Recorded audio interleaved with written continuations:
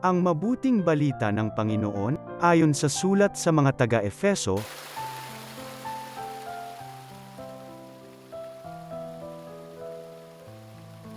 mga kapatid, napakasagana ang habag ng Diyos at napakadakila ang pag-ibig na iniukol niya sa atin.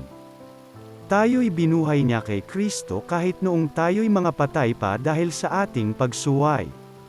Naligtas nga kayo dahil sa kanyang kagandahang loob. Dahil sa pakikipag-isa kay Kristo Jesus, tayo'y muling binuhay na kasama niya at pinaupong kasama niya sa kalangitan. Ginawa niya ito upang sa darating na mga panahon ay maipakita niya ang di masukat na kasaganaan ng kanyang kagandahang loob sa atin sa pamamagitan ni Kristo Jesus. Dahil sa kagandahang loob ng Diyos ay naligtas kayo sa pamamagitan ng inyong pananalig kay Kristo. At ang kaligtasang ito'y kaloob ng Diyos, hindi mula sa inyo. Hindi ito dahil sa inyong mga gawa kaya't walang dapat ipagmalaki ang sinuman.